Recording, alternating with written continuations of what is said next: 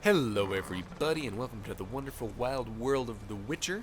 I am Connor, also known as Bomarushki, and I will be telling you about what is in my opinion the best build to go through this game on the more difficult settings of Blood and Broken Bones and Death March on. As far as the easier ones go, do whatever you want, but as this game gets harder, it gets a little more fascist in its build selection. At least that's kind of what I've found.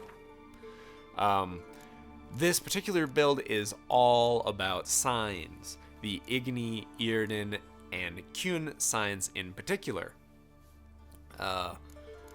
As far as this Axis sign, don't worry about that. That's just for story purposes. Have that if you want, or don't matter. As far as the importance of which ones of these to upgrade as you're going along, first I would say focus on Qun and Írden first. And just upgrade Igni kind of as you feel like it. You're going to really want to be controlling the situations in fights, which is what Írden is great at.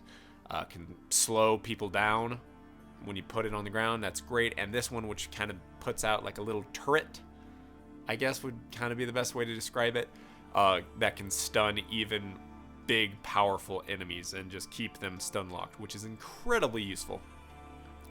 And then both forms of Qun, the active version, which will regenerate your health from taking hits, and the just clicked version, which, can make you survive a hit that would otherwise one-shot you. Just upgrade all of those to the very bottom, except for Igni, obviously, and that's because there's going to be more important stuff to put down than that.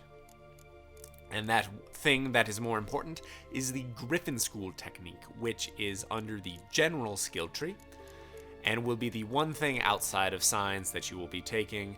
And you're really only going to want to take that if you're going to have the full set of medium armor, because the boost that you get to sign intensity and stamina is awesome. And that's what you're going to want to aim for with a lot of your stuff, is boost to sign intensity and stamina regeneration.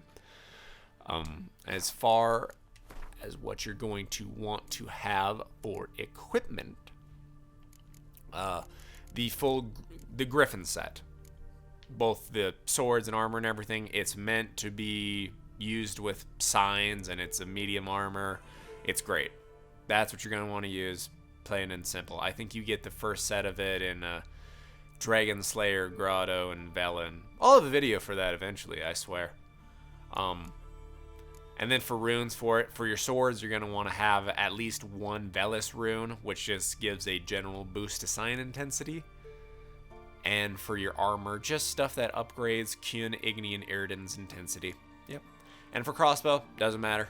Whatever looks best hanging on your back, because that's all that crossbow is going to do in this build. For quick potions, just healing stuff. For your grenades, I like to have Superior Dancing Star and Dragon's Dream. Normally, if an enemy cannot be burned, then, those don't work great. Use Grape Shot or something instead. You're smart. You'll figure it out, probably. Or you'll die. Yeah. Throwing a Dragon's Dream followed up by a well-placed Dancing Star works good for some fiery Hailstorm love, and just using Dragon's Dream and then following it up with Igni can also work well too. So whatever you feel like.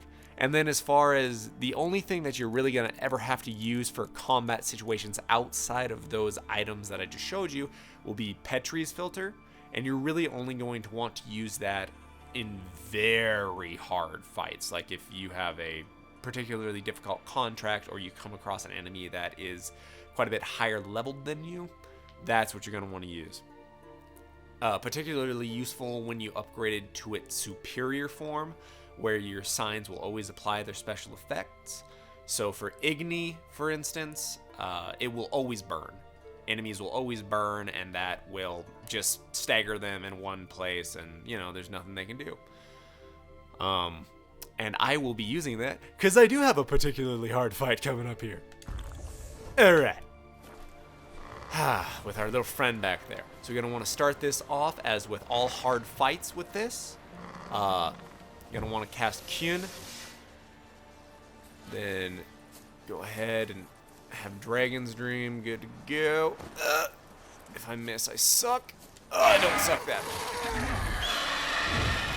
Immediately put in the held down version of Igni, so you got that lovely little Charmeleon-esque flamethrower. This build is also great if, like me, you suck at dodging and parries and stuff like that. As soon as your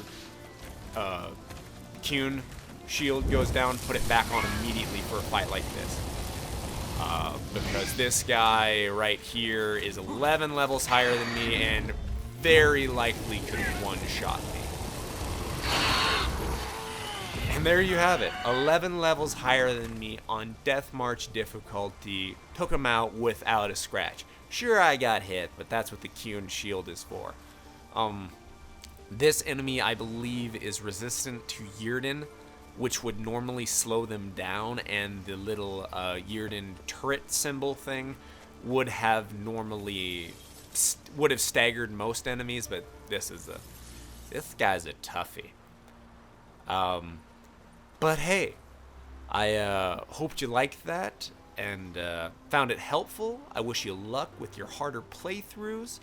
Please tune in for some more videos where I won't be doing like a full playthrough with it, but I'll be showing different contracts and all the missions and stuff in the game with a build like this. So yeah, you can see how that plays out, and I wish you luck, and game on, you beautiful bastards. See you! Griff, how you doing, buddy? Good? Click on this squishy face to subscribe. Ah, oh god, I'm being attacked!